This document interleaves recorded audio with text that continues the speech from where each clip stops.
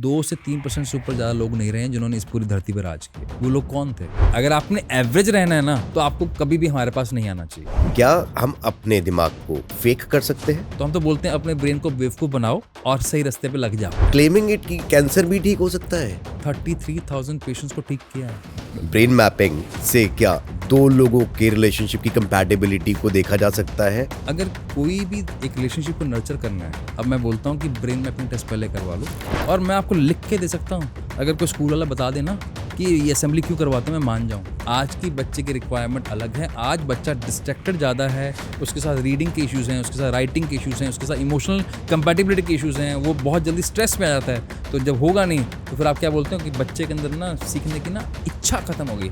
आपको सिखाना नहीं आता। स्कूल की ड्यूटी है पढ़ाना। ये एक्सक्यूज़ नहीं हो सकता कि मेरा बच्चा पढ़ नहीं सकता। Why only stress free education? Stress free work culture भी तो होना चाहिए। हम क्या एज को रिवर्स कर सकते हैं?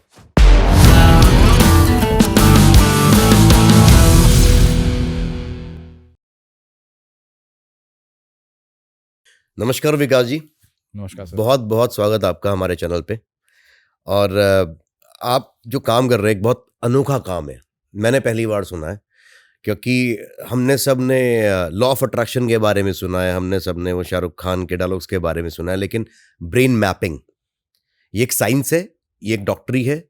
इसके बारे में मैंने पहली बार सुना, और मैं चाहूँगा कि आप दर्शकों को पहले ये बताएं ब्रेन मैपिंग क्या होती है। Okay, thank you so much पहले तो हमें यहाँ इनवाइट करने के लिए। ब्रेन मैपिंग बहुत सिंपल सा एक टर्म है।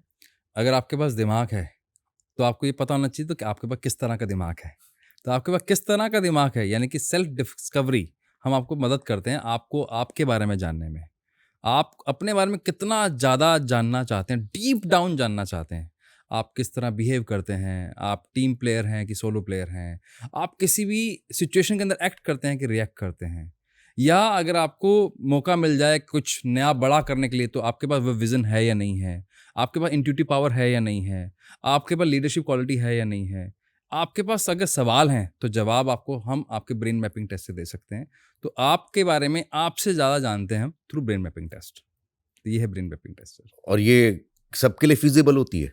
ये अगर अगेन जिसके पास दिमाग है तो उसके पास फिंगर टिप्स हैं, तो सबके लिए फिजिबल है, सबके लिए। Finger tips? फिंगर टिप्स है सर। मतलब आप ये कह रहे हैं कि हमारा जो, जिसको हम ये कहते हैं impression, impression, thumb impression, finger impression, बिल्कुल बिल्कुल। थोड़ा इसके बारे में बताइए सर, ये कैसे काम करता है? सर आपकी मेरी पहचान क्या है भाई? मेरे जैसा रंग, आपके जैसा रंग, सेम सा रंग है हमारा। बिल्कुल हाइट भी हो सकता है, मेरी जितनी हाइट के लोग हजारों, मतलब कितने लाखों करोड़ों लोग होंगे। बिल्कुल। मेरी जैसे आंखों वाले भी होंगे, आपकी जैसे हाइट वाले भी हो सकते हैं, वेट वाले हो सकते हैं। लेकिन आपको और मुझे अलग कौन बनाता है? हमारे फिंगर टिप्स। अगर पूरे विश्व में अगर 800 करोड़ लोग हैं तो 800 करोड़ तरह के फिंगर टिप्स हैं। और ये मैं नहीं बता रहा हूँ, न्यूरो साइंस बता रही है। तो न्यूरो साइंस ये बहुत पहले 1981 के अंदर स्टैब्लिश कर चुकी है। जब बच्चा कोई पैदा होता है, उसी समय जब उसका ब्रेन बनता है, तो 14th वीक से लेकर 21st वीक मदर वॉर्म के अंदर, माँ जब भी कोई बच्चा अपने माँ के पेट में गर्भ में होता है तभी उसका ब्रेन बनता है, तो उसी समय उसके फिंगर टिप्स भी बनते हैं। और फिंगर टिप्स कभी भी जिंदगी भर, जब तक वो व्यक्ति इस धरती पे, तब तक कभी चेंज नहीं होता। यानी कि अगर एक दिन का बच्चा है और अगर 100 साल तक यहाँ रहता है तो 100 साल में कभी भी चेंज नहीं होता। तो फिंगर टिप्स ही आपकी पहचान है, और फिंगर टिप्स से हम ब्रेन को कैच कर लेते हैं, ब्रेन को डिकोड कर लेते हैं। या ये समझ लीजिए यहाँ पर लॉक है, अनलॉक करने का काम हमारे पास है, उसके ताले की चाबी हमारे पास है कि कैसे खुलता है, क्या आपके अंदर कैसा खजाना रखा हुआ है, वो बताने का काम हमारा है। तो ये ज्योतिष से कितना मिलता जुलता है? ज्योतिष से इसका कोई भी लेना देना नहीं है, दूर तक कोई लेना देना नहीं है। ज्योतिषी भी एक तरह की साइंस है, लेकिन उसको सूडो साइंस या ऑकल्ट साइंस बोलते हैं। ये प्योर न्यूरो साइंस है। तो दोनों का आपस में बहुत बड़ा अंतर है। दूसरा, ज्योतिषी की जब बात होती है वो बात करते हैं आपके पास्ट, प्रेजेंट, देन फ्यूचर की बात करते हैं। हम बात करते हैं आपके प्रेजेंट की। हम बात करते हैं कि अगर ये दिमाग है, उसका क्या पोटेंशियल है, क्या पावर है इसके पास, और क्या वीक पॉइंट्स हैं। अगर उन वीक पॉइंट्स को कम कर दो और पावर को यूटिलाइज कर दो, तो उसको आप एक्सेलेंस पे कैसे ले जा सकते हो। तो रोड मैप बनाने में हम आपको हेल्प करते हैं, आपकी लाइफ को डिजाइन करने में आपको ये फिंगर टिप एनालिसिस हेल्प करता है। ये तो बहुत बड़ा अंतर है इन दोनों में। सर मैंने कहीं सुना था कि इंसान अपने दिमाग का 10% ही इस्तेमाल कर पाता है। क्या जो आप मैपिंग बता रहे हो इसकी हेल्प से उसकी यूसेज जो है वो ज़्यादा हो सकती है, और अगर है तो कितनी? कितनी हो सकती है? देखिए सर, एक तो पहली बात नहीं है, बहुत बड़ा मिथ है ये, अच्छा। बहुत बड़ा वहम है कि जैसे बोला जाता है आइंस्टीन का दिमाग बहुत एवरेज था, लेकिन उन्होंने सिर्फ 5% यूज़ किया तब इतना कुछ कर गए। जब भी दिमाग यूज़ होता है ना, तो वो 100% एक बार में काम करता है। जैसे अगर मैं आपसे बात कर रहा हूँ, तो मैं आपसे अगर बात कर रहा हूँ, तो मेरा पूरा दिमाग काम कर रहा है।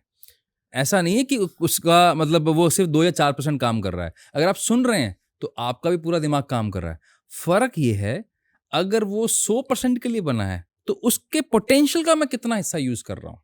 तो ये है मेन क्वेश्चन। तो हम अपने पोटेंशियल का 4 से 5% से ऊपर नहीं कर पाते। जो कर पाते हैं, वो पूरे विश्व में सिर्फ 2% लोग ही हैं, जो इस पूरे विश्व में छाए हुए हैं, चाहे वो स्पोर्ट्स में हो, चाहे वो संगीत में हो, चाहे वो बिज़नेस में हो, चाहे वो पॉलिटिक्स में हो, जिन्होंने इस ब्रेन का सही इस्तेमाल किया, अपनी पावर को सही समय पे पहचान लिया। दिक्कत क्या है, समय निकलने के बाद अगर पहचानते हैं, तो वो पोटेंशियल किसी काम का रहता नहीं है। जैसे आपकी बैक ऑफ द स्टेज हम बात कर रहे थे कि आप बहुत अच्छे सिंगर हैं, आप बहुत अच्छा गाना गा लेते हैं और लिख भी लेते हैं। लेकिन अगर मैं आपको अब बोलूँ इसमें करियर बनाना है, तो क्या आप इसमें करियर बनाना चाहेंगे? नहीं। एक 4 साल का बच्चा जो वो बचपन से ट्राई कर रहा है या बचपन से सीख रहा है, उसके वेवलेंथ, उसकी लर्निंग, उसकी नर्चरिंग में हमसे ज़्यादा फ़र्क होगा। तो हमारी लाइफ़ में वो क्या हो गया, था लग चुका है। हम सिंगर बन सकते थे। हुँ। मेरी जब रिपोर्ट हुई तो मुझे पता लगा कि मैं बहुत अच्छा बैडमिंटन प्लेयर बन सकता था। तो था लग गया है अब। तो सही समय पर सही एडवाइस के लिए आपको फिंगर टिप एनालिसिस बहुत हेल्प करता है। तब अगर आपको सही एडवाइस मिल गई समय पे, तो आप अपने पोटेंशियल का जितना आपका पोटेंशियल है, उतना यूटिलाइज़ कर सकते हो। ठीक है। लेकिन पता लग जाए तो इसका एग्जांपल बताता हूँ आपको मैं। अभी मैं किसी एक इवेंट में गया हुआ था, वहाँ पे साइना नेहवाल भी आई हुई थी। अगले दिन वहाँ पर आए हुए थे मोहम्मद कैफ और उससे अगले दिन आए थे मोहम्मद सिराज। तीनों का एक कॉमन स्टेटमेंट था। इनफैक्ट आप महेंद्र सिंह धोनी की अगर आप बायोग्राफी सुन लें, सचिन तेंदुलकर को सुन लें, विराट कोहली को सुन लें, एक आपको कॉमन मिलेगा। हम गए किसी और काम के लिए थे, हमारे कोच ने पहचान लिया कि हम में ये टैलेंट है। कौन सा? Natural talent, inherent talent. और जैसे ही उन्होंने पहचाना, हमने इस पे काम किया। That is called practice makes a man perfect. क्योंकि टैलेंट पता था और पता करने वाला कोई और था। जैसे ही पता लगा तो आज कहाँ पे हैं वो बैठे, आपको मालूम है। आज वो राज कर रहे हैं अपने अपने क्षेत्र के अंदर। मैं सही कह रहा हूँ? तो बिल्कुल। पोटेंशियल पता होना चाहिए। नहीं पता तो फिर एवरेज लाइफ तो सभी जीते हैं। पता है तो फिर आप एक्सीलेंस पे हो, तो आपको कोई रोक नहीं सकता। तो सर जैसे कई लोग हैं वो ट्राई कर रहे हैं लेकिन सक्सेसफुल नहीं हो पा रहे हैं। हम्म। तो आप ये कहना चाहते हुए गलत फील्ड में हैं? मैं नहीं कह रहा सर, ये तो रिसर्च बोलती है। एसोचैम की रिपोर्ट है 2016 नवंबर की। वो ये बोलती है कि 93% स्टूडेंट्स बी स्कूल के पास किए हुए, वो या तो अंडर एम्प्लॉयड हैं या अनएम्प्लॉयड हैं। पढ़े लिखे तो वो भी हैं। लेकिन अनएम्प्लॉयमेंट तो एक किसी भी देश की प्रॉब्लम हम कह सकते हैं या फिर देश वो की एक नहीं सर, टाइम की। ये व्यक्ति की प्रॉब्लम है सर, देश की अच्छा। कैसे है? आज मैं अगर आपसे पूछूं, जब मैंने स्कूलिंग की थी या जब मेरे पेरेंट्स ने करी होगी या जब आपने स्कूलिंग, तब गिने चुने 7 या 8 करियर हुआ करते थे। आज तो करियर की भरमार है सर, 3300 से ज़्यादा करियर्स हैं। तो अब तो एम्प्लॉयमेंट की जरूरत ही कहाँ है? अगर आप में स्किल है, स्किल मतलब अगर आप में पोटेंशियल है और उस पोटेंशियल को आपने नर्चर करके स्किल में कन्वर्ट कर लिया, तो आपको कोई रोक नहीं सकता। समस्या इस बात की है, चाहे आज का हमारा पेरेंट हो, चाहे आज का हमारा बच्चा हो, वो या तो ट्रेंड के पीछे भागता है या अपने कंफर्ट जोन के पीछे भागता है कि मेरे लिए इजीली क्या एक्सेसिबल है, मेरे आसपास क्या इजीली मिल सकता है, या पेरेंट ये सोचता है कि किस में ये पैसा कमाएगा।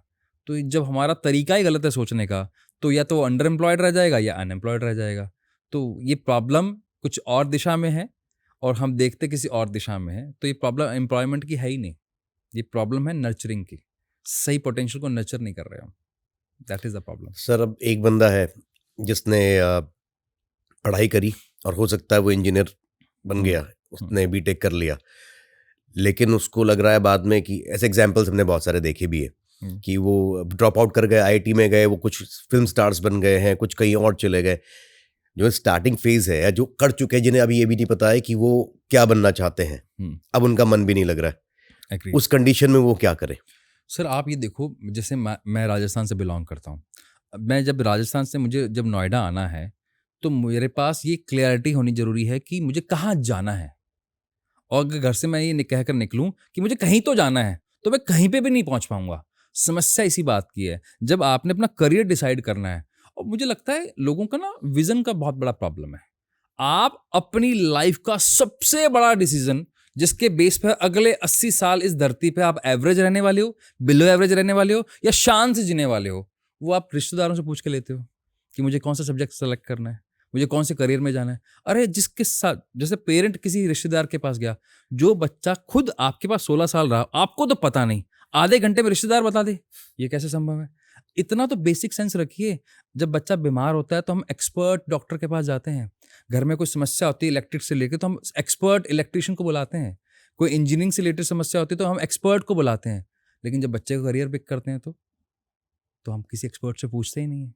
तो जब आपके पास चॉइसेस ज़्यादा हो ना, तब आपको एक्सपर्ट एडवाइस लेना इंपॉर्टेंट है। और अगर आपके लिए लाइफ बहुत सिंसियर है और उसको लेकर आप बहुत सीरियस हो और आपको लगता है कि एक्सीलेंस पे जाना है, तब एक्सपर्ट एडवाइस के बिना संभव ही नहीं है, मेंटोर के बिना संभव ही नहीं है। तो अगर आपने करियर स्टार्ट किया है और हेवे में स्टार्ट किया है, तो वो तीर तुक्का लग गया तो आप निकल गए, नहीं लगा, जो कि 97% चांसेस है को नहीं लगेगा। इसलिए तो एवरेज लाइफ जी रहे हैं। इसलिए तो उस भारत देश में जो योग की धरती है, आज वो डायबिटिक कैपिटल बन गया। कहने के लिए आप बोलते हो कि लाइफस्टाइल का प्रॉब्लम, लाइफस्टाइल का नहीं है दोस्त। ये प्रॉब्लम इस चीज का है कि हम अपने ही काम को लेके इतना ज्यादा स्ट्रेस्ड हैं, क्योंकि जिसको आप पीयर प्रेशर बोलते हो, वो पीयर प्रेशर भी नहीं है। आपको पता है आप वो काम इसलिए कर रहे हो क्योंकि करना है, लेकिन अंदर से मन कुछ और बोल रहा है, किसी और काम के लिए बने थे, मन मार के काम कर रहे हो। क्योंकि जब हमारे पेरेंट्स ने काम शुरू किया था तब ब्रेड एंड बटर की फाइट थी। आज तो ब्रेड एंड बटर की फाइट नहीं है, तो आज थी एक्सीलेंस की फाइट। तो एक्सीलेंस के लिए हमने काम अगर नहीं चुना तो हमारी एवरेज लाइफ है, तो वहाँ घुटन होना तो स्वाभाविक है, घुटन तो होगी ही होगी। इसी वजह से ही डायबिटिक या इस तरह की बड़ी बड़ी जो प्रॉब्लम्स आजकल हम देख रहे हैं, स्ट्रेस, एंजाइटी, जो वर्ड हमने कभी सुने नहीं थे, वो इतने कॉमन हो गए हैं। तो ये खाली करियर नहीं है, हमारा देखने का नज़रिया बहुत छोटा है एक्चुअली। अगर हम इसको लाइफ के बड़े स्पैन में देखेंगे ना, तो समस्या समझ में आ जाएगी कि छोटी सी समस्या है जिसको हमने मैग्नीफाई करके बहुत बड़ा कर दिया है। और एक गलत डिसीजन, जैसे आपने सर शर्ट पहना हुआ है, मैंने भी शर्ट पहना हुआ है, अगर मैं पहला बटन गलत लगाऊं तो क्या मैं कितना मर्जी टैलेंटेड हो जाऊं, चाहे मैंने टॉप IIM से पास आउट किया हो, मैं क्या नीचे वाले बटन सही लगा लूंगा? संभव ही नहीं है, मेरा टैलेंट जीरो हो जाएगा। तो पहला बटन आपका करियर है, पहला वो सही लगना जरूरी है। अगर वो गलत लगा तो आगे वाले तो फिर कॉम्प्रोमाइज नहीं है। सर ये आपने जो बात कही, करियर सबसे पहला है, करियर के साथ बहुत सारी चीज़ें भी जुड़ी हुई रहती है। बिल्कुल। तो जैसे मैं अभी आपकी बात समझ पा रहा हूँ, तो क्या ब्रेन मैपिंग करियर बनाने के अलावा और जगह पर भी काम करता है या कर सकता है? इंटरेस्टिंग है सर ये बहुत, क्योंकि हम करियर पे बात ही नहीं करते, हम बात करते हैं कंपैटिबिलिटी पे। हम बात ये नहीं करेंगे कि करियर कौन सा अच्छा है, हम ये बात करेंगे ये दिमाग के लिए, इस ब्रेन के लिए, इस पर्सन के लिए कौन सा करियर बेस्ट है। ऑप्शंस दे सकते हैं। कंपैटिबिलिटी बहुत सारे। और खाली ये भी नहीं देखते, हमने अगर देखा कि ये ब्रेन इंजीनियरिंग के लिए बहुत अच्छा है, तो ये भी देखते हैं क्या इसके पास इंजीनियरिंग में आगे जाकर लीडरशिप करने की क्वालिटी है। अगर वो नहीं है तो उसको पहले क्लियर कर देते हैं कि आपको लीडरशिप डेवलप करनी पड़ेगी अगर आपको नेक्स्ट लेवल पे जाना है। तो नहीं तो आप एक कोडर या एक डिबगर या जो भी इसकी फीचर्स होते हैं, जो भी इस तरह के प्रोफेशन के अंदर पार्ट्स होते हैं, वो आप करते रहेंगे इसको कंटिन्यू।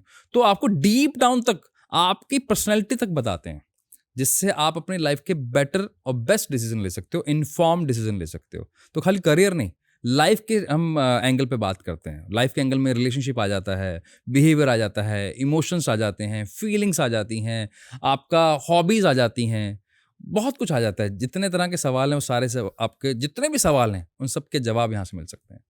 सर आपने एक रिलेशनशिप की बात कही, जी। जन्मपत्री मिलाते हैं हमारे यहाँ पे तो उसके बाद भी प्रॉब्लम्स तो होती है लोगों की लाइफ में, हमने बिल्कुल देखा। होती है, बिल्कुल। ब्रेन मैपिंग से क्या दो लोगों के रिलेशनशिप की कंपैटिबिलिटी को देखा जा सकता है और वो कितना सक्सेसफुल है?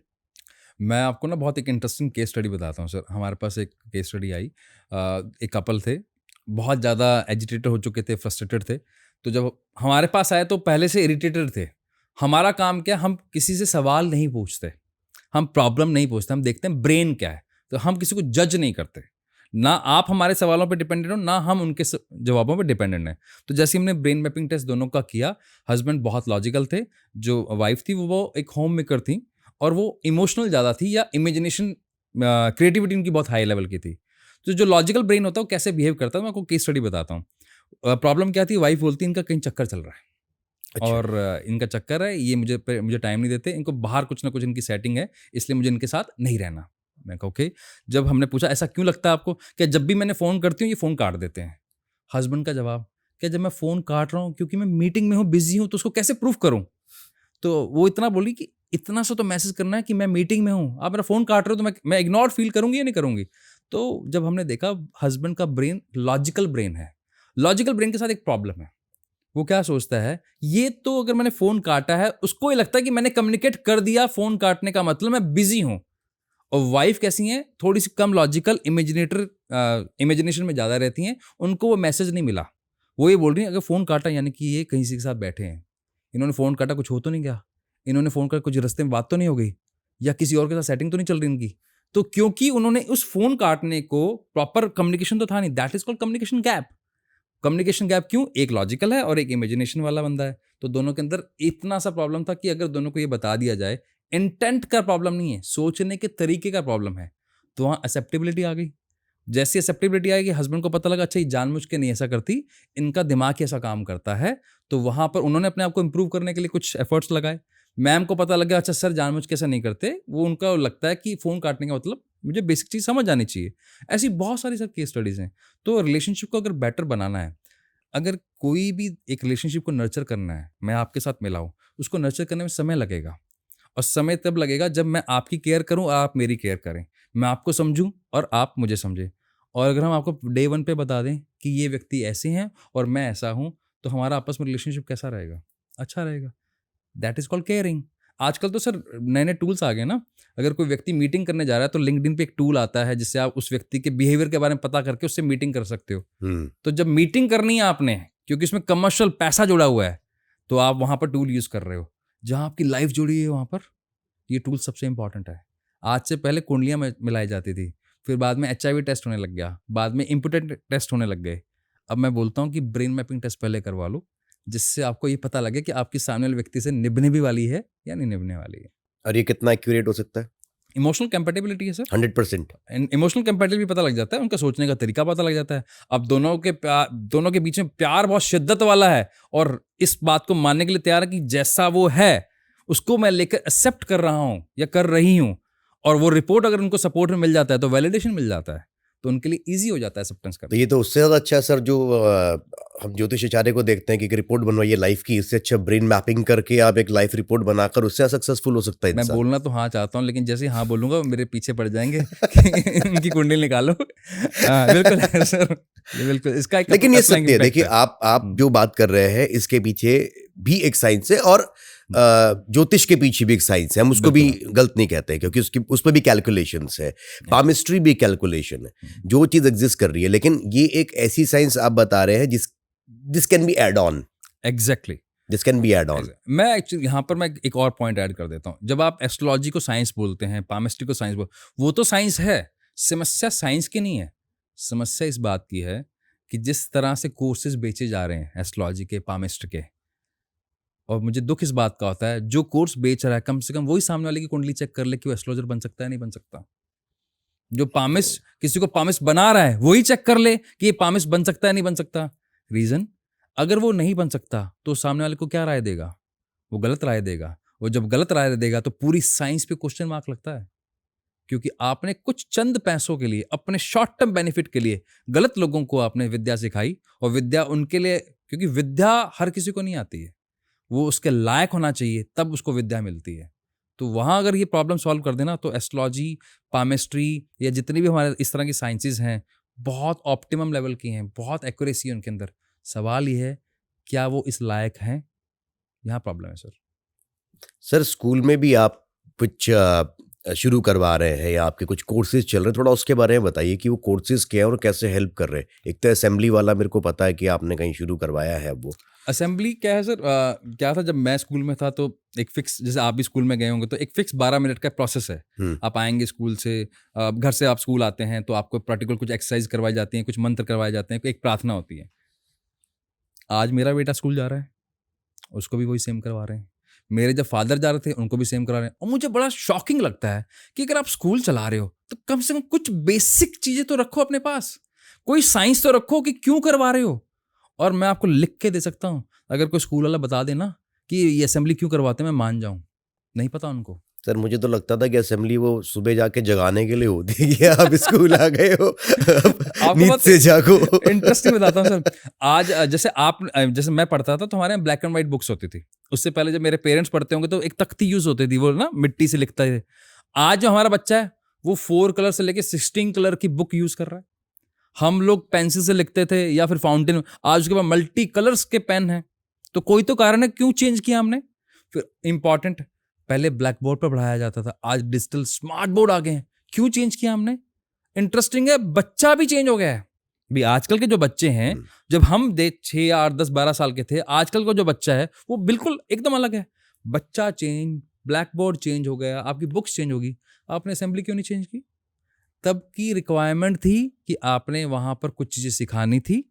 आज की बच्चे की रिक्वायरमेंट अलग है। आज बच्चा डिस्ट्रैक्टेड ज़्यादा है, उसके साथ रीडिंग के इश्यूज़ हैं, उसके साथ राइटिंग के इश्यूज़ हैं, उसके साथ इमोशनल कंपैटिबिलिटी के इश्यूज़ हैं, वो बहुत जल्दी स्ट्रेस में आ जाता है। तो आपकी असेंबली को सही तरह से डिज़ाइन करने में हम आपको हेल्प करते हैं, ताकि आपका बच्चा जब स्कूल में एंटर करे तो आपका बच्चा उस लेवल के साथ एंटर करे कि जब आप उसको पढ़ाने वाले हैं तो उसका ब्रेन ओपन अप हो और वो ईजिली समझ सके और अपनी लाइफ को एंजॉय कर सके। तो अगर असेंबली का पर्पस नहीं पता तो वहाँ प्रॉब्लम आती ही आती है। तो हम इसको बोलते हैं रीडिज़ाइन योर स्कूल असेंबली। तो हम असेंबली वहाँ प्रोवाइड करवाते हैं। उसमें आप क्या करते हैं?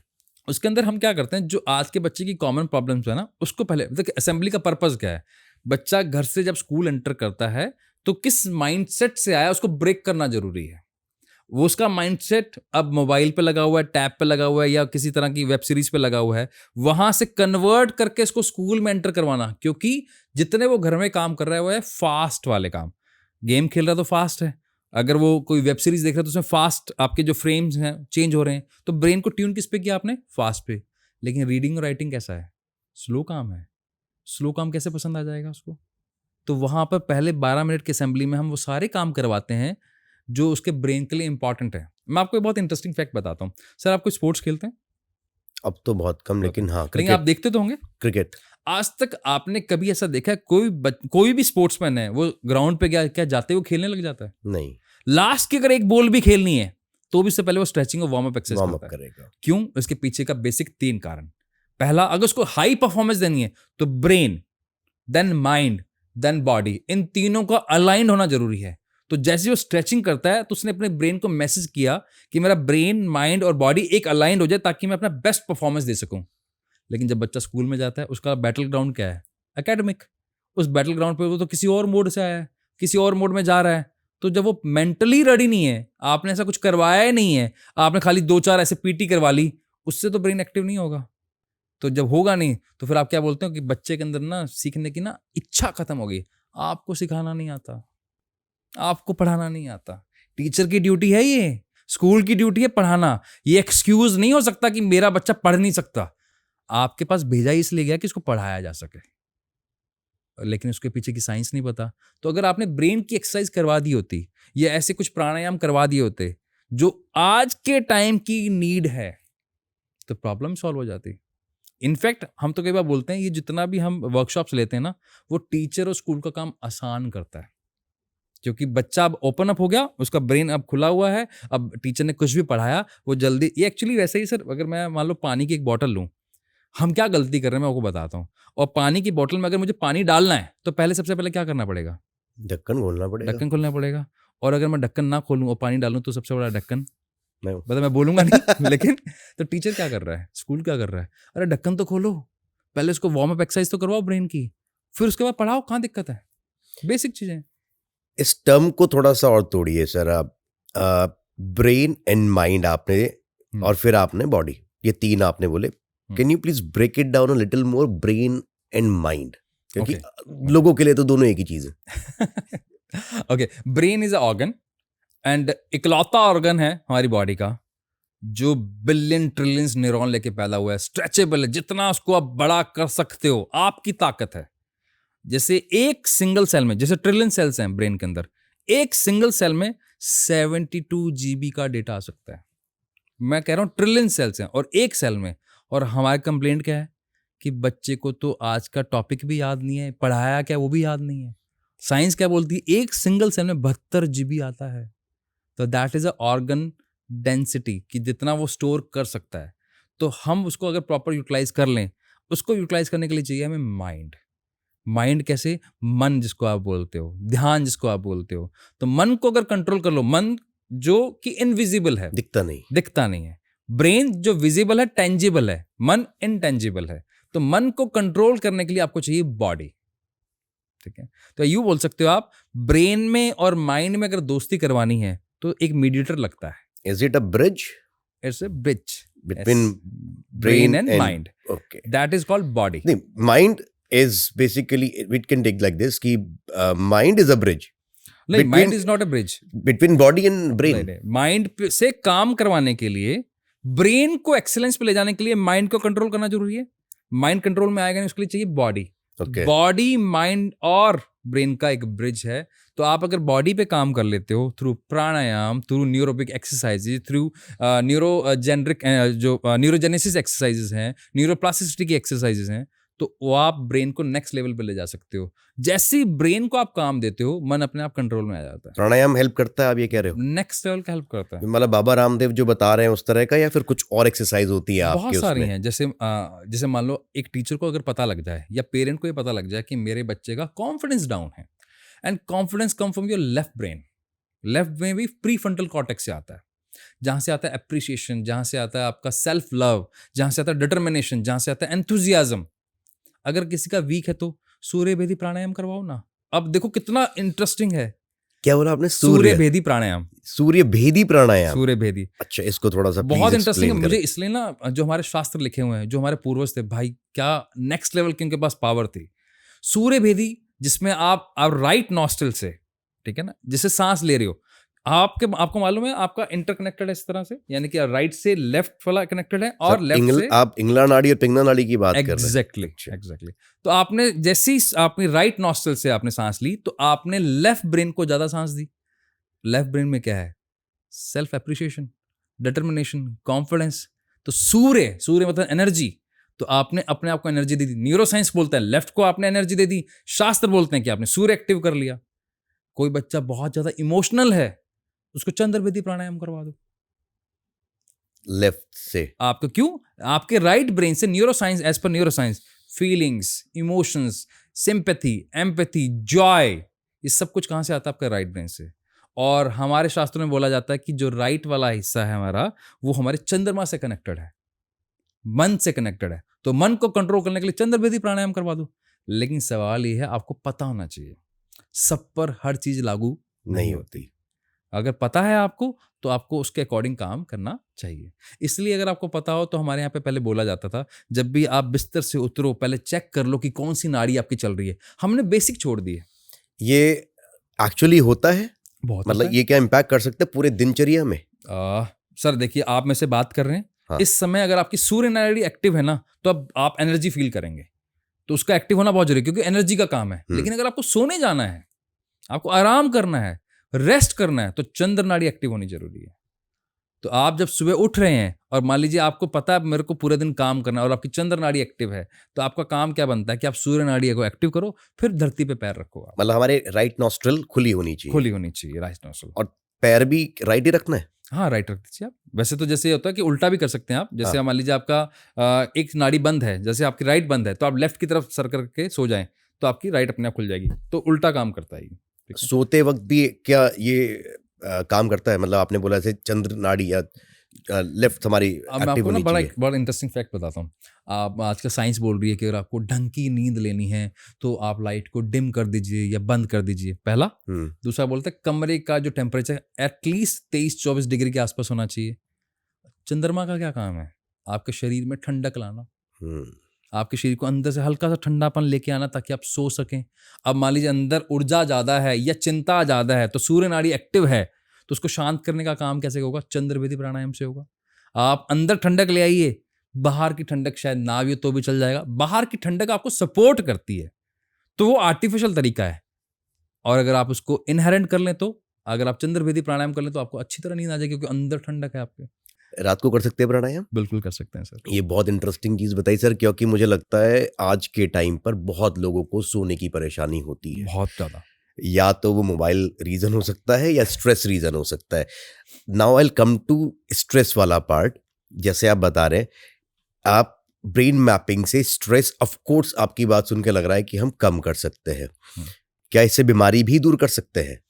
सर और बीमारी को आप खत्म कर सकते हैं अगर आपको ये पता हो कि आप हो कौन। देखिए हमारे हर ऑर्गन के पास एक काम है, रिपेयर होने की पावर है उसके पास। आपने बहुत सारी ऐसी मूवीज देखी होंगी ना, जैसे आपने, अगर आपको रामायण या महाभारत याद हो, तीर मारा, उसको तीर चोट लगा यहाँ पर, अपने आप घाव भर गया। सच में हमारा शरीर ऐसा है, हम अपने सारे घाव भर सकते हैं, चाहे वो कैंसर हो, चाहे वो डायबिटिक हो, चाहे वो बीपी हो, किसी भी तरह की अगर कोई समस्या है आप अपने आप को हील कर सकते हो, बशर्ते आपको ये पता हो कि आप कौन हो। क्यों? जब आप रात को सोते हो तो जब आपकी नॉन रेम एक स्लीप होती है, जब जिसको बोलते हैं आप थीटा लेवल पे चले जाते हो आप, ठीक है, और डेल्टा और थीटा को अगर आप टच करते हो तो आप डीप स्लीप, जब आपको सपने आने बंद हो जाते हैं, आपके आईज के मूवमेंट बंद हो जाते हैं, जिसको बोलते हैं नॉन रेम स्लीप बोलते हैं, non rapid eye movement sleep. जब मेरे को तो रोज सपने आते हैं, मैं तो भूलता भी नहीं हूँ, मतलब मैं डीप स्लीप में नहीं जा रहा हूँ, that means sir deep sleep में सपने नहीं आ सकते। बहुत रेयर होता है ऐसा कि आते भी होंगे तो याद नहीं होते, लेकिन जनरली ऐसा होता है, most of the people I have seen कि उन्हें सपने याद होते हैं, तो मतलब वो डीप स्लीप में नहीं है। डीप स्लीप में, डीप स्लीप में आपको सपने नहीं आएंगे। उसी समय आपका उस 90 मिनट का एक साइकिल होता है जब आपकी बॉडी पूरी तरह रिपेयर होती है। अभी जो इशू आ रहा है ना, हम 8 घंटे की नींद लेने के बाद भी फ्रेश क्यों नहीं फील कर रहे? क्योंकि हमारी डीप स्लीप नहीं है। अगर डीप स्लीप आ जाए, इसलिए योगीज जितने भी हैं जिनके लिए बोला जाता है कि 4 घंटे की तो नींद लेते हैं, भैया वो डीप स्लीप लेते हैं। उनकी स्लीप का जो लेवल है हमारी स्लीप के लेवल से दिन रात का फर्क है। तो अगर आप डीप स्लीप में चले तो आपके सारे ऑर्गन्स रिपेयर होना शुरू कर जाते हैं। और ये मैं नहीं बोल रहा हूँ, ये साइंस बोलती है। मैं शास्त्रों की बात बाद में करूंगा, ये साइंस की बात कर रहा हूँ कि you can repair yourself. Repair everything, you claiming it कि कैंसर भी ठीक हो सकता है? सर मैं क्यों क्लेम कर रहा हूँ, यहाँ पर आपको बहुत सारे, अगर गूगल पर जाके सर्च करेंगे, I forget the name of the doctor, 33,000 patients को ठीक किया है। ब्रेन मैपिंग से? नहीं, ब्रेन मैपिंग से नहीं, अपने आप को हील करके। ब्रेन मैपिंग का काम है आपको बताना कि who you are, self discovery. उन्होंने 33,000 लोगों को ठीक किया, उनके कैंसर को खुद को हील करवाने में हेल्प किया है। अभी बहुत सारे ऐसे एनएलपी कोचेस हैं, जिसमें एक को मैं जानता हूं जो कि इंडिया के सबसे सीनियर मोस्ट एनएलपी कोच हैं, doctor. NLP neuro linguistic program एक कोच होता है जो अपने आप को आप पावर कर सकते हो कुछ भी ठीक करने के लिए। डॉक्टर राम वर्मा, उन्होंने पता नहीं कितने पेशेंट्स को ठीक किया है सिर्फ बात करके, अपने आप को सही तरह से डिजाइन करने में, अपने आप को सही तरह से अफर्मेशन देने में। उसका एक प्रोसेस है, तो वो प्रोसेस फॉलो करना पड़ता है। तो यू कैन देखो, ब्रेन के पास ना, हम ना वो जिन है, जिसकी तरफ नजर डालेंगे ना वो बड़ी हो जाएगी। अगर नेगेटिव पे डालेंगे तो उतने गुना हो जाएगी, और अगर पॉजिटिव पे डालेंगे उतने गुना हो जाएगी। तो जिन को जगाना जरूर है, लेकिन पता तो हो कि हमारा जिन कैसा काम करता है, उसकी पावर क्या क्या है। तो हमारे पास बहुत सारी सिद्धियां हैं, लेकिन हम अभी तक अंदर झांक नहीं पाए। झांकने में ब्रेन मैपिंग टेस्ट हेल्प करता है कि आप कौन है। और इसकी जो मेडिसिन हैं, बेसिकली जो प्रैक्टिसेस है, वो फिर आप एनालाइज करके बताते हैं कि क्या करना चाहिए हर किसी ब्रेन के लिए अलग अलग प्रैक्टिसेस होती हैं, ठीक है। जैसे आपने सुना होगा कि मेडिटेशन करना चाहिए, लेकिन मैं ऑडियंस से भी पूछना चाहूँगा, कितने लोग मेडिटेशन कर पाते हो आप?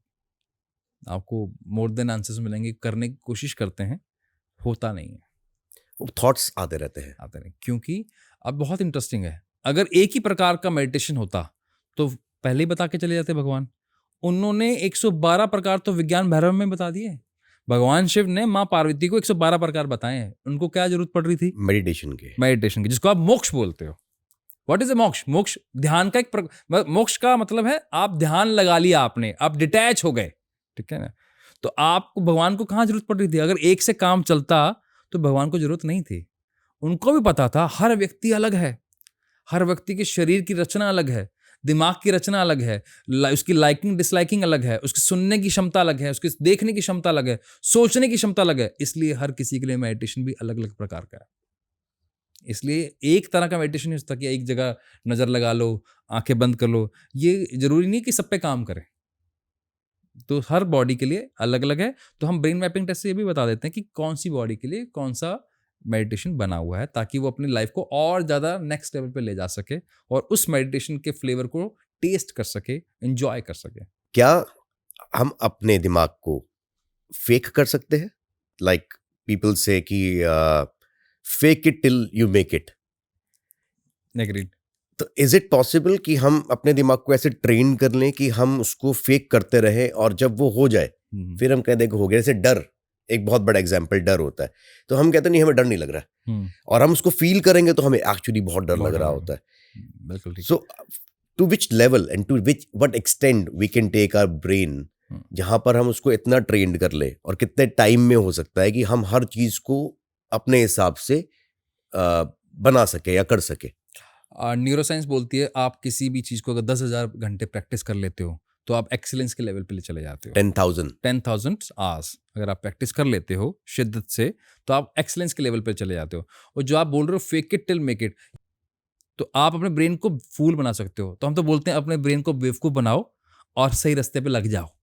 ठीक है, तो आप जितना इसको बेवकूफ़ बनाएंगे, fake it till make it. इसलिए बोले, जैसे मुझे मान लीजिए कोई आप कहीं जा रहे हैं, आपको कोई व्यक्ति नहीं पसंद आ रहा है, अगर आप चेहरे पे स्माइल रख रहे हो तो आप इजीली उससे बाहर आ जाओगे. लेकिन अगर नहीं रखी हुई तो ऑब्वियसली कोई ना कोई, आप जैसे साइंस बोलती है सर, किसी भी तरह का आपका इमोशंस है वो 90 सेकंड तक आपके बॉडी में रहता है. 90 सेकंड से अगर ज्यादा रह जाए तो वो स्टोर हो जाता है. ठीक है, अब जैसे एग्जांपल के तौर पे आप किसी से मिले, या जैसे आप हम सड़क पे जा रहे हैं, कोई हमारी गाड़ी किसी से टकरा गई, हम वहां पर टकराई और हम हमारे वहां पे नॉर्मली जो देखते हैं बहस होना शुरू हो गई. तो 90 सेकंड से ज्यादा जब हमारा वो बहस हुआ तो वो स्टोर क्या हुआ, फिर आप उससे कनेक्टेड सारे थॉट्स हो गए. उस दिन भी मेरी गाड़ी टकरा गई थी, उससे मेरी बहस हो गई थी, वो भी मेरे से गाली गलौज कर रहा था, मेरा हर वक्त नुकसान हो जाता. आप सारे इंसिडेंट याद करना शुरू कर दोगे. वो आपके ब्रेन में स्टोर हुआ, वहां से बनी आपकी मेमोरी, मेमोरी से बना आपका बिलीफ, बिलीफ से बना आपका हैबिट, और वो आपके नेचर में आ गया. और वहीं अगर आपने 90 सेकंड में उसको डिस्कार्ड कर दिया, बाहर निकाल दिया through fake it till make it, एकदम स्माइल के चल ठीक है देखी जाएगी यार, वहां से निकले, वो इमोशन आपके अंदर आया ही नहीं. जो आया ही नहीं तो आपने ब्रेन को अपने क्लीन रखा. जैसे आपका सर घर इतना सुंदर बना हुआ है, क्या हर चीज की एंट्री दे दोगे? यहाँ पर आपने बाहर मैट लगा रखा है ताकि हम जूते साफ करके अंदर आए. क्यों लगा रखा है? ब्रेन में तो हम हर किसी को एंट्री दे देते हैं.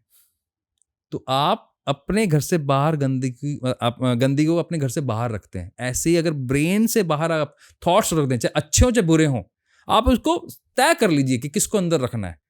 तो fake it till make it theory बहुत काम करती है इस पर, बहुत ज्यादा काम करती है.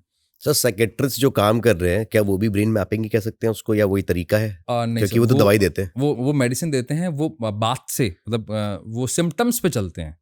हम सिम्टम्स पे नहीं चलते. हम तो ये देखते हैं कि ये फिंगर टिप्स है, ये ब्रेन का स्ट्रक्चर है, उसके बाद इतनी डेंसिटी है, इतनी पावर है, उसका पावर क्या है और उसका सोचने का तरीका क्या है, हम ये चेक करते हैं. तो वहां से हम आपको रिजल्ट देते हैं. इसलिए हम कोई भी सवाल नहीं पूछते वहां पर, तो हम जज नहीं करते किसी को. सर स्ट्रेस फ्री एजुकेशन आप चाहते हैं कि हो, और why only stress free education? Stress free work culture भी तो होना चाहिए. सर हम एक मिशन चला रहे हैं जिसका नाम है stress anxiety free all India, that is called सफाई. Okay, why? न्यूरोसाइंस ही बोलती है कि 12 साल तक के बच्चे को आपने जो सिखा दिया, अगले 80-90 साल वो इसी बिलीफ सिस्टम के अकॉर्डिंग जीने वाला है. तो अगर मैं रूट्स को स्ट्रॉन्ग कर दूं तो फिर स्ट्रेस फ्री कल्चर की जरूरत कहाँ रह जाएगी? वो अपने आप ही स्ट्रेस फ्री रहेगा. हम जिस बिल्डिंग में हैं, अगर इसकी नींव स्ट्रांग ना हो, रूट्स, क्या आप इस पर 32 माले की बिल्डिंग बना सकते हैं? कभी तो नहीं. पहला थंब रूल क्या हुआ कि आपकी अगर नींव स्ट्रांग कर दें तो आप इस पर 32 बनाओ चाहे 50 बनाओ. तो ये मतलब हुआ, अगर आपका विजन है कि मुझे कहाँ तक लेके जाना है इसे, भाई आपने, जैसे मैं आपसे एग्जांपल पूछता हूँ, अगर आपने सिंगल स्टोर का यानी कि सिंगल ग्राउंड फ्लोर का मकान बनाना है, क्या उसके लिए किसी आर्किटेक्ट की जरूरत है? बिना आर्किटेक्ट के बना जाएगा. लेकिन अगर मुझे 50 माले की बनानी है, 100 माले की बनानी है, तो मुझे कोई बहुत बड़ा कॉम्प्लेक्स बनाना है, तो मुझे आर्किटेक्ट की हेल्प लगेगी. तो अगर आपके पास ऐसा लगता है कि आपको लाइफ आपके लिए बहुत मायने रखती है, आपका बच्चा आपके लिए बहुत मायने रखता है, तो अर्ली एज पे उसके रूट्स पे काम कर लीजिए. तो स्ट्रेस फ्री एजुकेशन हो गई. अगर वो स्ट्रेस फ्री एजुकेशन मिल गई उसको, उसने एंजॉय करते हुए एजुकेशन ले ली, और पूरा ब्रेन, जिसको बोलते हैं सर्वांगीण विकास, 360 डिग्री डेवलपमेंट अगर हो गया, तो उसके लिए करियर क्या मायने रखता है सर? वहां पर कभी उसको चिंता आएगी नहीं, वो एंजॉय करेगा. फिर कितनी जॉब्स बनाएगा, कितना पैसा लेके आएगा इस देश के अंदर, अपने घर के अंदर, वो मतलब काउंटेबल ही नहीं है फिर वो. तो प्ले स्टोर पे और ना इन चीज़ों पे बहुत सारे गेम्स आते हैं जो दिमाग को बड़ा एक्टिव करने के लिए, और कहते हैं कि you will be very smart.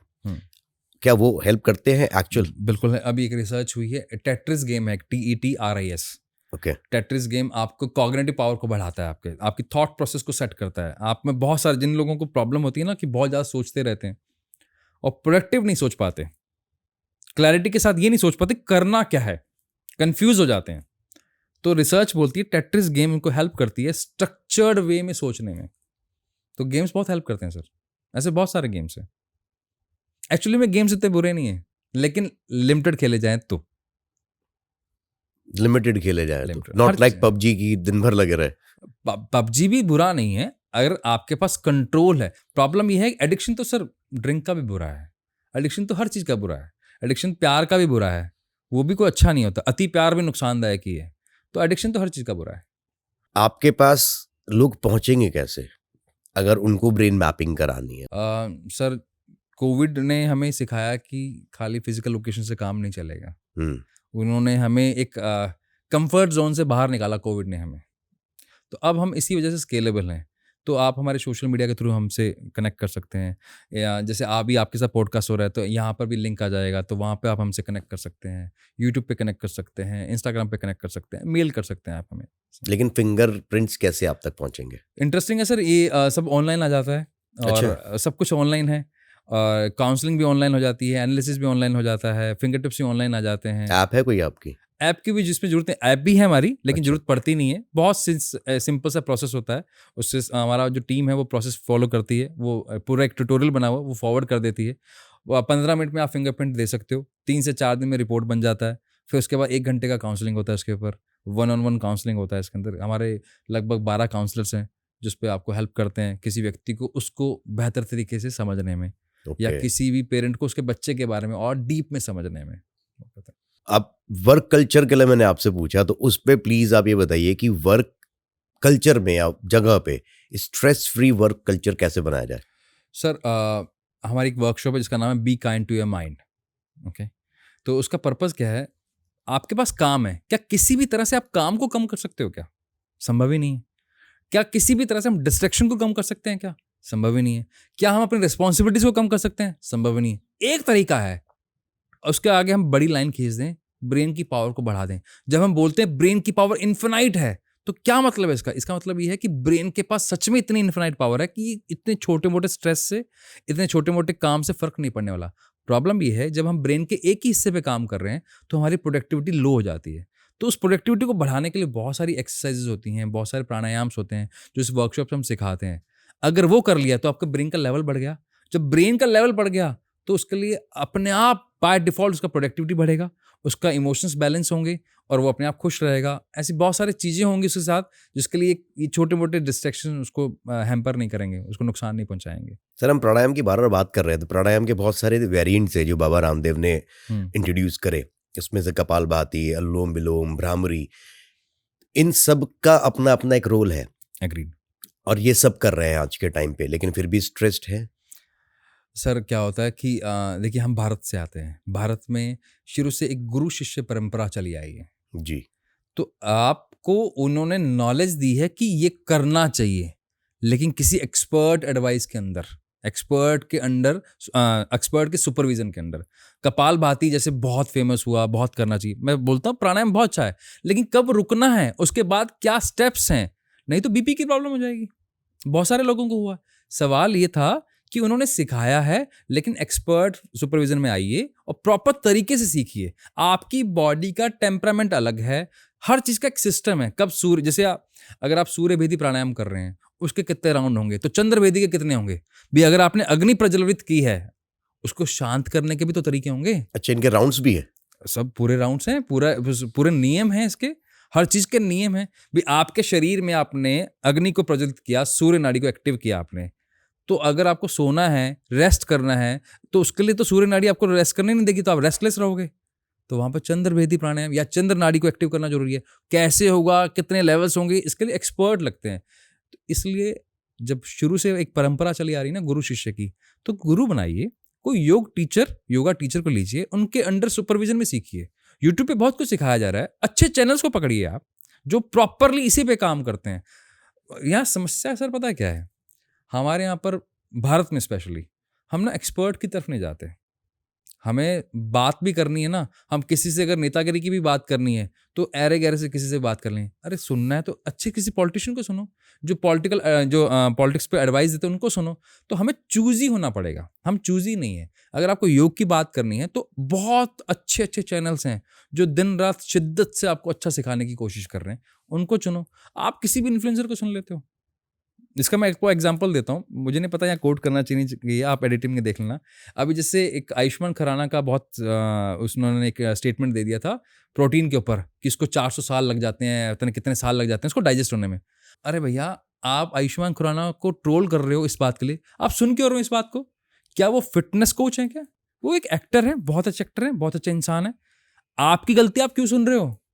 उन्होंने स्टेटमेंट दिया, उनकी गलती है, मान ली मैंने, लेकिन आपको भी तो चूजी होना पड़ेगा ना कि फिटनेस की बात मैं फिटनेस कोच से सुनूंगा, एक्टिंग की बात मैं एक्टर से सुन लूंगा, ऐसे ही जब योगा की बात होगी तो मैं योग टीचर से सुनूंगा, ऐरे गैरे से नहीं सुनूंगा। बी चूजी, लाइफ आपकी है। अब मैं थोड़ा सा और इसको ब्रेक डाउन करने की कोशिश कर रहा हूँ। ब्रेन मैपिंग, उसके बाद इसी को हम जन्मपत्री और उसी तरह से भी जोड़ रहे हैं, अब इसको हम योगा के साथ भी जोड़ रहे हैं। तो क्या ये कहना गलत है या सही है कि ब्रेन मैपिंग एक सुपर साइंस है जो बाकी चीजें इसके इर्द गिर्द घूम रही हैं? ब्रेन मैपिंग से आपको ना आपके बारे में पता लगता है। एग्जाम्पल के तौर पे जैसे मेरी खुद के, मैं अपने घर की केस स्टडी बताता हूँ। जो मेरी सिस्टर हैं, जब उनको करियर चूज करना था तो उनका थोड़ा बॉडी वेट हैवी है, तो उनको देख के कोई नहीं बोल सकता था, उनको मेडिकल में जाना था, तो मेडिकल में उनका सिलेक्शन नहीं हुआ। अब उनकी रिपोर्ट के अकॉर्डिंग आया कि उनको योग यानी कि योगा टीचर बनना चाहिए, योगा में जाना चाहिए। तो हर कोई मुझ पर हंस रहा था, यार ये कैसे, मतलब मजाक कर रहा है क्या, वो कैसे सर्वाइव करेगी? Now she is the youngest yoga teacher of Rajasthan. Really? या यंगेस्ट टीचर। उन्होंने कटक से पढ़ाई करी, उसके बाद 45 मिनट्स में 108 सूर्य नमस्कार करती हैं। Still she is having the same weight उनकी बोन डेंसिटी की वजह से हाई है। तो आपका करियर अगर आपको चूज करना है तो आपको बहुत हेल्प करेगा, लाइफ के डिसीजन लेने तो बहुत आपको हेल्प करेगा, अपने आप को और एक्सेलेंस लेवल पे ले जाना है तो आपको ये हेल्प करेगा। तो ये साइंस आपको सपोर्ट करने के लिए है। इस पर डिपेंडेंसी, तब भी मैं नहीं कहूंगा कि इस पर डिपेंडेंसी होनी चाहिए। ये सपोर्ट सिस्टम है, ये गूगल मैप है आपकी लाइफ का, सही रास्ते पे सही समय पे पहुंचाने के लिए आपके लिए ये गूगल मैप की तरह काम करता है ये। तो सर, जैसे एक बारी मैपिंग करा ली किसी ने, तो क्या ये मैपिंग हमें लाइफ में एक बार ही करानी होती है, फिर वापस आके कंसल्टेशन लेनी पड़ती है? सर मुझे ना सबसे अच्छी बात क्या लगी, ये सवाल आज तक मुझसे किसी ने नहीं पूछा। Thank you for this question. एक बार ही करवानी होती है, क्योंकि फिंगरप्रिंट कभी चेंज नहीं होते, आपके सवाल चेंज होते रहेंगे, रिपोर्ट वही रहेगी। ठीक है ना? तो एक बार रिपोर्ट हो गया तो through out your life report वही रहने वाली, रिपोर्ट चेंज। मतलब उसको एज एन कुंडली हम उठा के रख ले अपने पास, हाँ, कि भाई ये ही है जो मुझे करना है। बस। आपने एक बड़ी इंटरेस्टिंग चीज और कही कि आप करियर ऑप्शंस भी लोगों को बता देते हैं। बिल्कुल।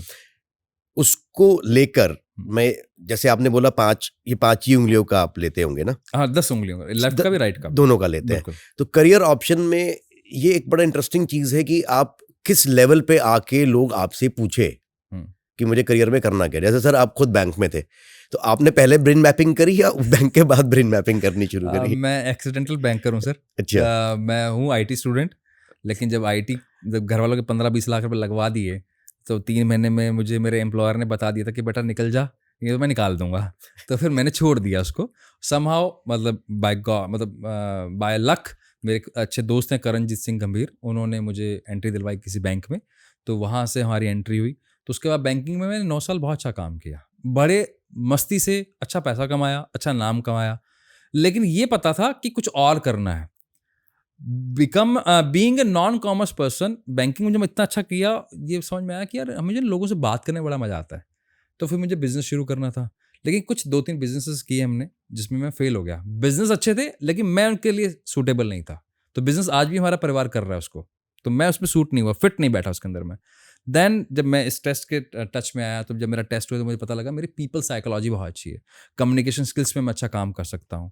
तो वहाँ से फिर मेरी जर्नी शुरू होती है, उसको मैंने एज ए फिर करियर पिक कर लिया। फिर मैंने तो करियर की जब बात आती है, एग्जाम्पल के तौर पर, जो कि जिसका कोई वर्ल्ड वाइड कोई कोर्स नहीं है, जैसे आप कोई ना कोई चॉकलेट लेते होंगे, या आप कोई टोमेटो सॉस लेते होंगे, या आप चिप्स खाते हैं, बर्गर खाते हैं। आपने एक चीज़ नोट की, आज आपको जो चॉकलेट पसंद है कैडबरी, 15 साल पहले भी उसका वही टेस्ट था, अगले 10 साल बाद भी वही टेस्ट होगा।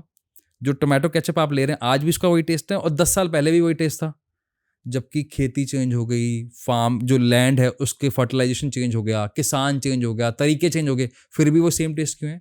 इसके बीच में आते हैं टेस्टर्स, जो टेस्ट करके बताते हैं किसमें क्या डलेगा और क्या नहीं डलेगा।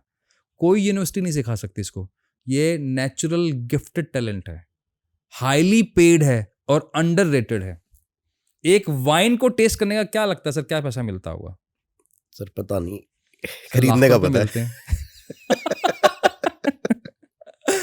लाखों रुपए मिलते हैं सर एक चाय का कप, एक चाय पत्ती को टेस्ट करने का, उसको ग्रेडिंग देने का, ए से लेके डी तक की, ए बी सी डी, 25,000 रुपये एक कप पीने का मिलता है।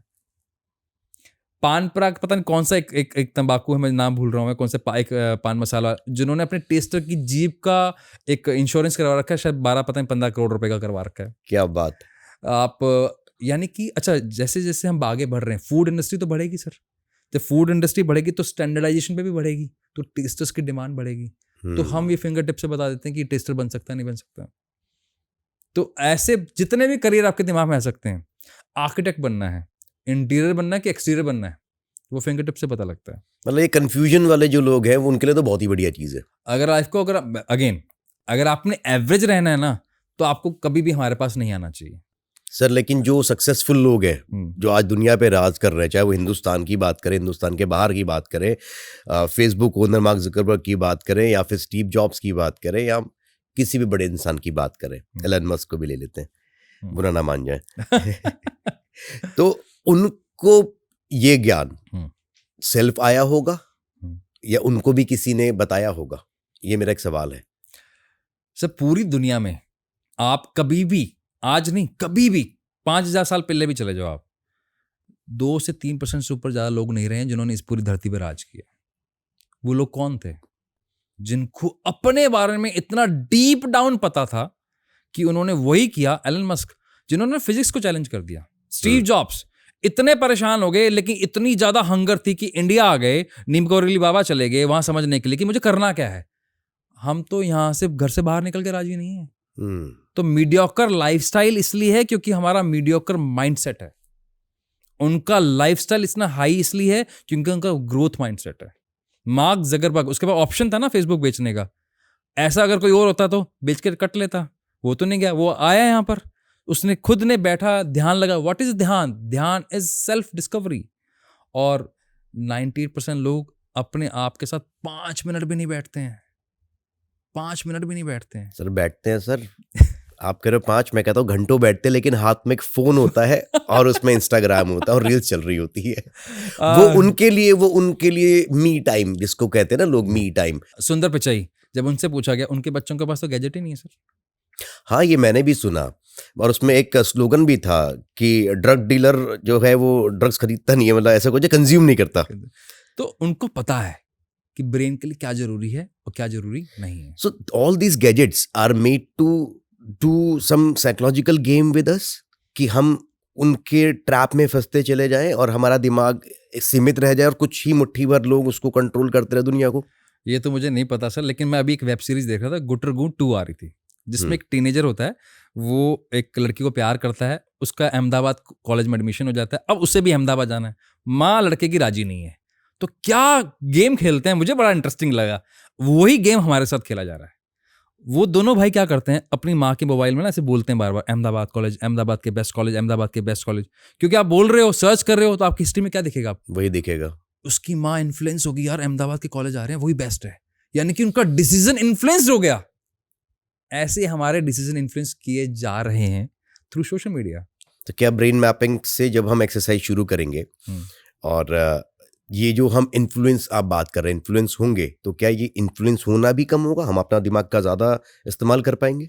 सर जब आपका विजन बड़ा होता है ना, मुझे बहुत बड़ा विजन लेके मैं राजस्थान से यहाँ शिफ्ट हुआ हूँ जी, तो क्या छोटी मोटी चीज़ें मुझे डिस्टर्ब करेंगी? कभी भी नहीं। मेरी गाड़ी ठुक गई, किसी से बदतमीजी हो गई, मेरा काम नहीं हुआ, मुझे फ़र्क क्या पड़ेगा?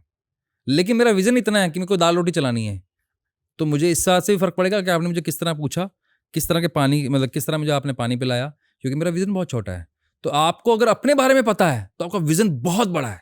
जब इतना बड़ा है ना, तो आपको छोटी मोटी बातें नुकसान नहीं पहुंचा सकती, कोई छोटी मोटी चीज़ आपको इन्फ्लुएंस नहीं कर सकती, चाहे वो सोशल मीडिया ही क्यों ना हो। क्लैरिटी अगर आपके पास है तो सारा गेम क्लैरिटी का है। अगर क्लैरिटी है तो आप कहीं पे भी पहुंच सकते हो। सर माँ बाप बड़े परेशान हैं आज के टाइम पे कि बच्चों को आईसीएसई में पढ़ाएं, सीबीएसई में पढ़ाएं, आईबी भी आ गया है। उनकी परेशानी जो है वो जेन्युइन है, क्योंकि हमारा देश, हमारा कल्चर एक कंपटीशन की तरफ भाग रहा है। तो मुझे लगता है ब्रेन मैपिंग, कि आप मुझे बताइए क्या मैं गलत हूँ, ब्रेन मैपिंग बच्चों से ज़्यादा माँ बाप की भी करनी चाहिए, ताकि वो समझ सकें पहले खुद को और फिर अपने बच्चों को बता सके कि क्या सही क्या गलत। सर जब गाड़ी मैन्युफैक्चरर होती है ना, तो उसको बनाने वाले को पता होना चाहिए गाड़ी बनानी कौन सी है, फिर उसके बाद उसको ये भी पता होना चाहिए इसको चलानी किसने है। तो दोनों को अपनी नॉलेज होनी चाहिए, बच्चे को भी और पेरेंट को, क्योंकि पेरेंट ने ही अगले 12 साल बच्चे को संभाल के रखना है, और वो 12 साल बहुत इंपॉर्टेंट है। वो इतने इंपॉर्टेंट है कि वो उसकी सारी जिंदगी तय करने वाले हैं, उसका डीएनए तक वो तय करने वाले हैं। एग्जाम्पल के तौर पे, अगर पेरेंट परेशान रहता है और उस परेशानी किसी भी कारण से हो सकती है, फाइनेंशियल हो सकती है, इमोशनल हो सकती है, फिजिकल हो सकती है, साइकोलॉजिकल हो सकती है, कोई भी रीजन होता है, और वो परेशानी की वजह से डायबिटिक को अपने शरीर में ले आता है, और जब वो डायबिटिक हो जाता है तो डॉक्टर के पास जब जाता है तो पहला सवाल क्या पूछा जाता है, क्या आपकी फैमिली में किसी को डायबिटिक है? वो बोलता है जी हाँ है जी। तो यानी कि आपने अपना डीएनए डेप्रिसिएट कर लिया और अपने बच्चे को गिफ्ट में आपने डायबिटिक दे दी। अगर आपको अपने बारे में नहीं पता तो आप अपने बच्चे के साथ क्या आप जस्टिस करने वाले हो? तो आपके लिए तो इंपॉर्टेंट है ही, इसलिए इंपॉर्टेंट है ताकि आप जिसको लेके आए हो इस धरती पर, अगर एक्सीडेंटल पेरेंट हो तो कोई जरूरत नहीं है, अगर सच में अवेयर पेरेंट हो तो आपके लिए बहुत जरूरत है। बीमारी हिंदुस्तान में क्या वर्ल्ड वाइड एक ऐसी चीज़ है जिसका अब बिजनेस शुरू हो चुका है। धीरे धीरे करके हम देख रहे हैं कि पहले तो कंप्यूटर्स के साथ होता था कि वायरस, एंटीवायरस एक ही कंपनी बनाती थी, अब बीमारी और दवाई एक ही तरह से चल रहा है। वो भी हम अपनी ब्रेन को अच्छी ताकत देकर क्या फ्यूचर की बीमारियां, जैसे आपने डीएनए की बात करी, फ्यूचर की बीमारियां भी सही कर सकते हैं या उनको नहीं आने दे सकते? और दूसरा कि अगर ऐसा है तो फिर जो आपने प्रॉब्लम बताई डीएनए से ट्रांसफर होता है, तो वो भी फ्यूचर में बंद हो सकता है? आप जैसे हम पहले बोला करते थे कि हमारे जो पूर्वज थे वो 12-12 फीट के थे, 10 फीट के थे। महाराजा पृथ्वी चौहान के लिए बोला जाता है वो शायद 8 या 9 फीट के थे। इतना मतलब भारी भरकम वो पूरा एक वो पहना करते थे, वो भाला उनका बहुत भारी था। आज हमसे 10 किलो का वजन नहीं उठाया जाता। तो यानी कि डीएनए तो डेप्रिसिएट हुआ है। अब रिसर्च बोल रही है कि अगर आपको शादी भी करनी है, स्पेशली इंडिया के लिए बोला जा रहा है, तो आप दूर दूर शादी कीजिए, चेक करवा लीजिए कहीं आपके फोरफादर सेम तो नहीं थे, सेम डीएनए से तो नहीं आ रहे, क्योंकि आपका डीएनए डेप्रिसिएट हो रहा है। तो बहुत सारे फैक्टर्स हैं इसके अंदर।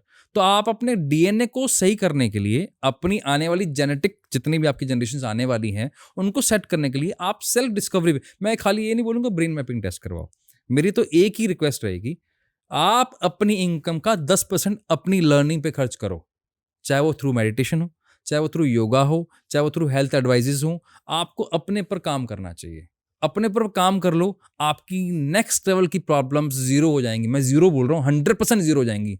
तो उसके ये तो टूल है, चाहे ब्रेन मैपिंग टेस्ट भी एक टूल है। सिर्फ सेल्फ डिस्कवरी हमारे यहाँ पर पहला नियम हुआ करता था।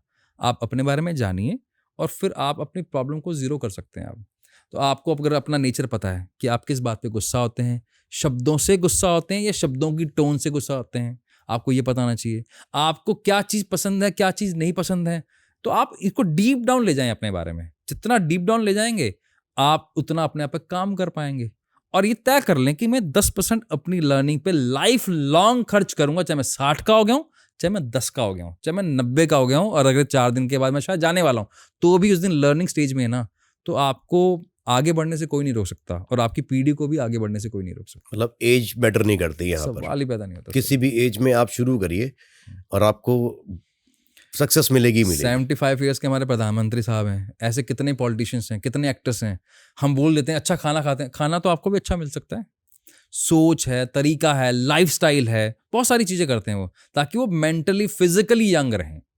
हम फिजिकली डिक्लाइन हो सकते हैं लेकिन मेंटली यंग रह सकते हैं एज पर न्यूरो साइंस। लेकिन क्या मेंटली यंग होने से फिजिकल यंग भी रह सकता है इंसान ना? पूरा पूरा टर्न अराउंड हो जाता है, टर्न अराउंड हो जाता है। लेकिन जैसे ब्रेन को हमने ट्रेन करा, अब हम क्या एज को रिवर्स कर सकते हैं? एंटी एजिंग की बात कर रहे हैं आप? हाँ। अभी मैं कुछ एनएलपी कोचेस को सुन रहा था, तो उनके अकॉर्डिंग, न्यूरोसाइंस के अकॉर्डिंग, यस आप अपनी एज को रोक सकते हैं। रोकने का मतलब क्या है, आप मेंटली इतना यंग हो जाता है कि आपकी फिजिकली जो डिक्लाइन हो रहे हो आप उसको स्लो डाउन कर सकते हो। आप देखो, आप डाउन तो होंगे, स्लो डाउन कर सकते हो आप। तो स्लो डाउन आप बहुत इजीली कर सकते हो। बहुत सारी एक डेली रिचुअल्स होते हैं जो अच्छे अच्छे कोचेस सिखा रहे हैं। इसलिए मैंने बोला 10% अपना खर्च अपनी लर्निंग पे करो, बस प्रॉब्लम सारी सॉर्ट हो जाएंगी। अब जैसे आपने बोला कि वो जो सिखा रहे हैं, लेकिन आप भी तो या आपकी टीम भी तो सिखा रही होगी वही चीज़। जी। तो आप में और उनमें एक बड़ा डिफरेंस क्या है? हम लोगों का काम है सर आपको मदद करना, आप कौन हैं और किस तरह आप अपनी लाइफ को बेटर बना सकते हैं। उनका काम है वो पर्टिकुलर एक नीश पे काम कर रहे हैं, वो हेल्थ पे काम कर रहे हैं या इमोशनल स्टेबिलिटी पे काम कर रहे हैं या आपके ब्रेन की रीवायरिंग पे काम कर रहे हैं। हम काम कर रहे हैं आपकी सेल्फ डिस्कवरी, जहाँ से स्टार्ट होती है आपकी जर्नी, तो वहाँ से हम आपको मदद करते हैं। टेक्निकली जो मैं समझ पाया हूँ ना सर, अभी मेरे को लगता है brain mapping has a lot of things to do about health first. Exactly. उसके बाद बाकी चीज़ें कंपैटिबिलिटीज और ये सब तो तब है जब इंसान की सेहत अच्छी रहे। कहते हैं ना कि अगर सबसे पहले हम पूजा करते हुए मांगते हैं ना कि हमारी सेहत अच्छी रहे, क्योंकि सेहत अच्छी होगी तो भोग भी पाओगे।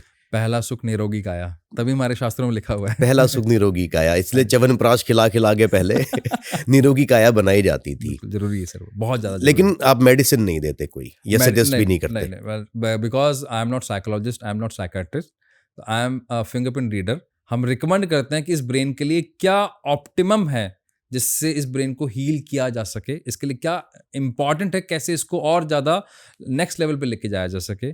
शायद उसमें मेडिसिन एक बहुत छोटा सा पार्ट हो सकता है जो कि हम नहीं बताते। ये बता सकते हैं कि इन पे होम्योपैथिक ज़्यादा जल्दी काम करेगी या आयुर्वेदिक काम करेगी या एलोपैथिक ज़्यादा जल्दी काम करेगी। अच्छा, अब ये भी बता सकते हैं किस बॉडी पे क्या काम करेगा? हाँ, हम ये इसे देख के बता देते हैं। That is pretty much interesting, क्योंकि अगर किसी को ये पता लग जाए कि मेरी बीमारी कौन सी दवाई से ठीक होगी, तो I think they will only go to those kind of doctors and हमारे मेडिसिन्स। दो हमारे साथ डॉक्टर्स जुड़े हुए हैं, दोनों ही बहुत सीनियर मोस्ट होम्योपैथिक डॉक्टर हैं जो फिंगरप्रिंट रीडिंग करते हैं और उसके मदद से लोगों को और अच्छा हेल्प करते हैं और अच्छा एडवाइस करते हैं।